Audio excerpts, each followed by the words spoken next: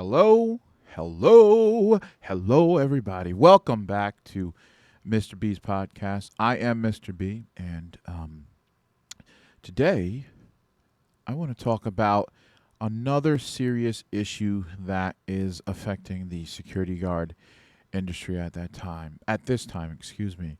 And that issue is 1099 independent security contractors, basically employees being unlawfully classified as independent contractors in the state of New York, right?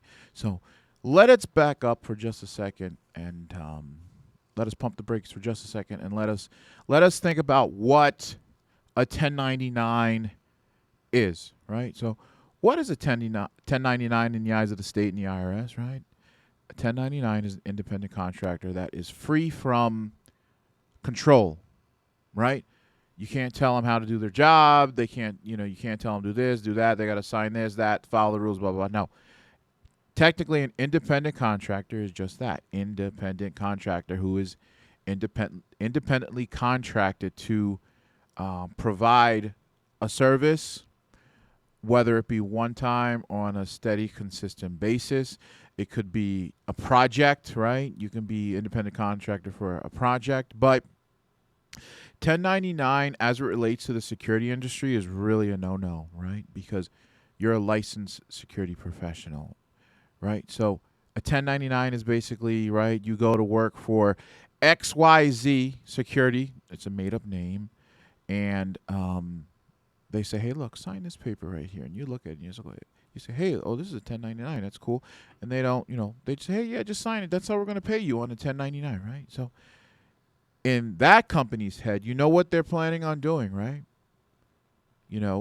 I don't want to make any enemies out there, but hey, look, guys, you guys are dancing with the devil, right? It's only a matter of time before it's going to catch up to you. So at any rate, right? So any security job that tells you, hey, look, we're going to pay you on 1099 means basically, hey, look, we're going to give you the money, all of the money, but we're not taking taxes out, Hey, look, we're not going to take the tax out, Hey, look, you'll have more money. Hey, buddy, pat you on the back. Yeah, you're going to have a lot of money, my friend. Yeah, we're going to pay you a 1099. Okay, you go file taxes at the end of the year with whoever's your tax professional, CPA, blah, blah, blah, whatever, and you go, Frank, why do I owe so much money to the state and the IRS? And Frank goes, well, hey, buddy, you were at 1099. You weren't paying any taxes for that entire year on those paychecks you were getting. And you're like, what? Now you're stuck because an entire year went by. You owe the IRS in New York State a whole bunch of money, right? So you got to be careful with the 1099, right? And you have to understand, like, all right, if you accept a 1099, okay, you accept that's the way you're going to get paid. But you need to understand, if it's a 1099 at the end of the year, you're gonna have money, a lot of money to pay, right? Because taxes were never taken out by the employer. You never put taxes, set a lot of money on the side for the amount that you were getting, right? So I'm not saying go ahead and start yelling at your employer and start making complaints to Department of Labor and to the Attorney General and all these other people. I'm just saying know what you're getting yourself into, because you don't want to be caught off guard, right? A lot of people won't tell you this, like, and people that come to us from other companies who are being paid 1099 at their other companies. We don't do 1099. Everybody here is W-2 employees, right? So they won't tell them, hey, look, this, or they don't know, hey, look, this is what a 1099 is, right? They're putting you down as an independent contractor so they don't have to pay taxes on, they don't have to pay payroll taxes, right? They're going to stiff you with that, right? They're going to bill the client. They're going to get all the money from the client. Then when it's time to pay you, which is the biggest overhead, right, they're going to say, look, we're going to give you all the money, but we're not taking taxes out. We're not paying taxes. We're going to stiff you with taxes at the end of the year. That's basically what's happening, right? And there's no way around it. There's no way to lie about it, right? So that's what they do. Now, New York State says that security officers cannot work for themselves. unless they have, okay, licensed security officers cannot work for themselves unless they have a watch guard patrol agency license, which is just the license that allows security companies to operate. With the watch guard patrol agency license, you need, sorry, I keep looking over here because there's a monitor, right? If you look at any of my podcasts, I have a monitor offset to the side, which is a huge monitor. It's actually a big TV, but it has all of our sites, all of our vehicles, you know, houses, apartments, of our clients and some of our people that we monitor as a service, right? So, you know, I know what the screen looks like, but now if I see something change, like every time I look over, it's because a light like flickered or something. So, you know, don't think, you know, I'm a crazy person. Just looking to the side like that all the time. No, it's because I'm actually looking at the monitor, which I might move in front of me, so it's not as awkward. But that's what I'm doing. So, or I hear something over there, and I take a look, make sure it's not a gremlin or something. So at any rate, right? So let's get back into 1099, right? So you cannot work for yourself in the state of New York as a licensed security guard. You cannot, unless you have a watch guard patrol agency license, which also requires proof of liability insurance, proof of workers' compensation insurance, right? That's how, in another video, we'll tell you how, some of the tips and tricks, how to become a watch guard patrol agency, either as an individual or a corporation, right? So you can either become an individual or a corporation license, right? Or you can branch off and be a private investigator, which means you'll be doing proprietary investigations that might land up in court, right? They might call you as an expert or, you know, a private investigator in a court, and your testimony could be used in a criminal proceeding. Or you may be doing background checks, credit checks, blah, blah, blah. All that stuff is what private investigators do. But in the Watch Guard Patrol Agency Act, a Security Act, that allows private investigator agencies, licensed agencies, to operate as security companies at the same time, right? So sometimes people get confused when they want to go verify a security company. They'll go on to there's a website you can go on, right? It's a public information. It'll tell you all the information about, you know, you can put a UID number, you can put a first name, last name, or you can put a corporation or business name in, right? And okay, if I want to go look for a security company, I just put in and I'll push click submit, and I'll see if something pops up, right? If something doesn't pop up under security guard company or watch guard patrol agency, it could mean a one of a few things, right? It could mean I'm not licensed at all as a watch guard patrol agency, right? So I'm just basically operating illegally in the state of New York, right? Or it could mean, right, under the tab where it says watch guard patrol agency, you could have the wrong tab. It could be a PI agency you're looking for, right? So then you click the tab, you click, you know, private investigator, and then boom, it'll pop up. Oh, hey, look, there's such and such. Okay, they're a valid company. You know, they're valid private investigator. They're valid security company. Now, just because somebody's in the database doesn't mean that they're operating ethically and within the constraints of the law, right? So I'm not going to single anybody out and anything like that, but there's a lot of people out there who do get the licenses, but then they don't have insurance. They don't have workers' compensation. They don't have this. They're not updating their roster like they're supposed to do, right? And that's a big problem for a lot of companies is, you know, if there's many moving parts like updating the roster, you know, companies try to do it once in a while, but it's really supposed to be done upon hire. And you can get a fine for not updating your roster. So, like, if you find a company and you click on that state's website, and I'll leave the link in the description, right? If you find that company, it pops up on the screen, then it says roster. You click roster, it'll list every single employee who's a licensed security guard or PI working for that firm, right? Now, if you do business with one of those companies and they have nobody, it returns a result that says no employees or no record found under the roster section, but you know that they're operating, that they have sites. It means that they just didn't update their roster. Now, why wouldn't they update their roster? Ooh, Mr. B is spilling the tea. Mr. B is spilling the tea, but it's really to help people who are going to move into this field so you don't get yourself jammed up, right? So reasons that companies might not update a roster is because, okay, they just forgot, or hey, look, you know, we don't care, or hey, look, even though we have guards working in the field for us, we don't want to pay the $25 a head to keep updating our roster, right? We got 300 something employees. That's $25 a head that we have to notify the state that they're working for us right now. So now we got to pay $25 times 300, right? So, but the roster in and of itself is very helpful, right? Because once we notify New York State, and I'm going off on a tangent, but I got so much information, I hope it helps people. I'll try to keep it simple and short and sweet. So the roster in and of itself is very helpful, right? Because if I hire somebody, right, and I notify the state, hey, look, such and such is working for us now as a security guard or a PI, they'll add them onto our roster, and if something ever comes up, the guard's certification is lapsed, or the guard has training coming up that's due, and if they don't do it, they're going to lapse. Or if for some reason the guard got arrested, right, the state would immediately notify us. Well, I won't say immediately, but maybe 2 to 3 days we'll get a letter in the mail saying John Doe was arrested for such and such on such and such date by New York State Police, whoever, local police agency, and this is their court date, right? And we sent a letter to that guard requesting a explanation of the charges because we may be suspending their license if they don't respond to us, right? So all the state will want from that guard is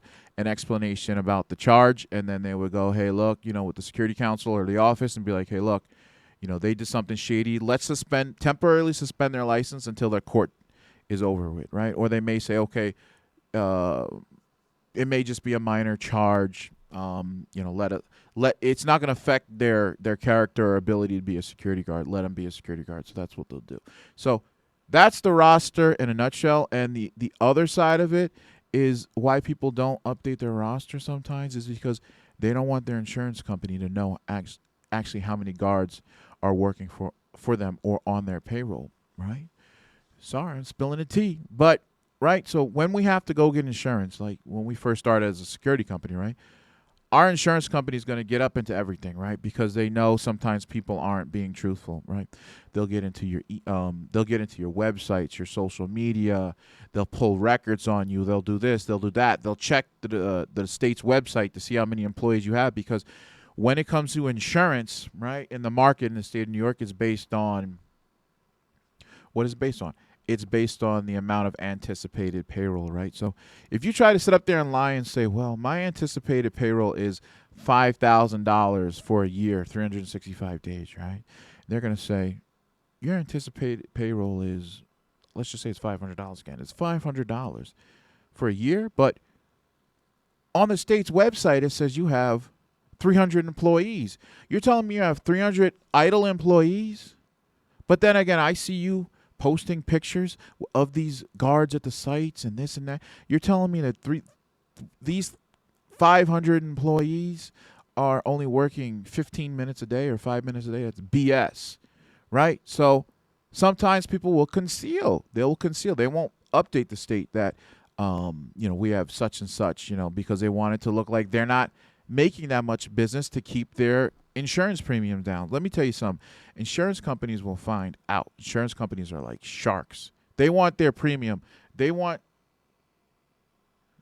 something just changed on the damn what time is it? Okay, yeah. So the system's at any rate, we won't release that. That's classified information. You don't know what time it is anyway. But anyway, so yeah, they won't release that, but the insurance company will get up into it, and they'll just say, we'll give you an estimated based on what we think you really got going on there, right? So it's really insurance fraud if you think about it. But anyway, let's not get off on a tangent. Mr. B likes to get off. He likes to do the weave, right? And that's what I do. So at any rate, so let's not get off on a tangent. Let's focus on 1099 in the state of New York as security guards, right? So if you're working as a 1099, make sure you put money aside. Let me tell you something. You don't want to get stuck with a big bill at the end of the year, right? Put money aside until you figure out what the hell is going on with your employer and why are they not doing W-2s, right? Quite honestly, I was under the impression when I contacted the state many moons ago that Security companies are not allowed to 1099 security guards. That was the response that I had gotten way in the beginning when I was looking into establishing a business, is that they cannot 1099 because a security guard cannot be an independent, that's a key word, cannot be an independent contractor, right? Because they have to be licensed. In the state of New York, a security guard cannot work for themselves unless they have that watch guard patrol agency license, right? So a security guard by themselves cannot work for themselves unless they have the license. It means that they have to work with a licensed watch guard patrol agency or PI agency, right? So again, be careful, put money aside, right? And I'm not saying go beat up your employer and accuse them that they're doing anything illegal, because maybe they've been in business longer than us. They know what they can and cannot do, right? I'm not saying everything is illegal, but I know there's some companies out there who are doing some shady stuff. I'm not knocking you guys. Business is business, but I'm just saying be careful, right? Because if you think about, not going to use names, right? So when the migration crisis started, right? Manhattan, upstate New York. If you think about something, do you guys remember that there was a company, upstate New York, that wasn't even in New York State? They were at some other state. We're not going to say what state because I don't want to get any, I don't want anyone to get upset. But they were in another state, and they were like a job placement or consulting firm, call it, where they would say, hey, look, okay, a hotel upstate, 10 hotels upstate need security guards, and they would go, okay, well, we will hire the people and we will put them there. Come to find out, the people they were hiring and putting there didn't even have security licenses, right? Neither did that company have a watch guard patrol agency license. So what had happened? Well, firmware upgrade. So at any rate, so what happened is the state got involved, right? The state said, you hired 300 something people. They weren't security guards out of all of them. You didn't update. You didn't have any roster update because you don't have the agency license in New York. You need to cease and desist operations at these hotels in the state of New York overseeing the migrant crisis. Here's your $400,000 fine. And I think that it might have been $400,000 or $600,000. I'm not too certain what it was. You can look it up on the any article, but it was like hundreds of thousands of dollars in fines just for operating without a license and hiring people who don't have a license while holding yourself out to the public to be a security guard company. It's a no-no in the state of New York. You have to be a watch guard patrol agency or a private investigator agency, right? So 1099, I'm not too certain if the eyes of the law, you cannot, because you cannot be independent. You have to work for the company. But somehow, some way, all these other places are getting away with it. And I think, honestly, it's only a matter of time, right? I actually had, without saying too much, I had an individual approach me who was operating that way. They had just started their own business. They didn't have a license. They approached me for advice, right? And I just told them, I was like, dude, hey, look. Right, you may be getting money from your, the clients that you have, whether it be 2, 3, 4, 5, temporary stuff, not big stuff. But I said, look, all right, you're making some money.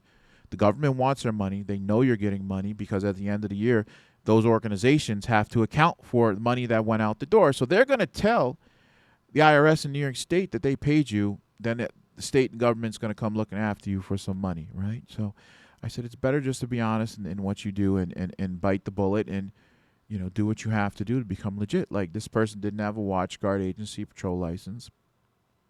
They were operating 1099 the same way. And I was like, dude, right? You're making money right now, but do you understand that if you get in trouble and you get caught, it's going to be a lot more that you're going to have to pay back, that you're going to be in fine. You're going to be fined. You're going to have to pay back. I said, is it worth it, dude? I said, bro, is it worth it, right? Even if you made $100,000 with 5 little sites that you were working with without a license as an agency, is it worth getting a $400,000 fine and shut down and never being able to apply for a watch guard agency patrol license again? So I was able to coach this individual to get him do it the right way. They went out, they got the license, they were a qualifying owner, and now they're doing good. So I would just hope that that individual, you know, I don't know, man. Government has a way of finding everything out, so you're really not off the hook, even though you became legit. So, but at any rate, to answer the questions, and to circle about 1099s, just be safe, be smart, put the money aside if you're a 1099. That's all I can say. Don't beat up your employer. Don't accuse your employer of anything. But just find out, like, if there's a way you could become a W-2 employee. This way that they automatically take your taxes and they remit the taxes to IRS and the federal government, I should say, and the state government, or municipal. If there's like a municipality, like I think Yonkers, Mount Vernon, obviously in the city you have city tax. So but it would be a problem though if they were 1099ing you, right? But then they turn around and tell you, okay, you're 1099, but we're still going to take the taxes out. And then at the end of the year, you find out, what the hell? You guys didn't pay any of my taxes. So what does it mean? That means that they paid you the amount. They told you that the taxes were going to be remitted on your behalf like normal, but they never did. So they kept the money. So now somebody's going to jail, bro. Somebody is going to jail, jail, right? That's where they'll be. So you can't, right? The federal government, the state government is a business, right? I can't knock them for needing some type of revenue, right? To keep these offices open, keep the roads good, salted, plowed roads, all those beautiful things, right? Can't knock them for that. But when you mess around with their money, they're coming for you, right? So again, I want to thank everybody for anyone who tuned in to today's video podcast. And if you have any questions or anything, you can always just reach out to us. We'll be helpful. We'll answer any of your questions. And I appreciate you guys. And if you need anything, just give me a buzz. So once again, thank you. And you know what I'm going to say, right? If you watch any of the other podcasts, you know what I'm going to say. You're not a cop, right? You're not a cop. Don't get arrested. Don't get sued. Don't get killed, right? So, all right. Now take care of yourself. Be safe, everybody.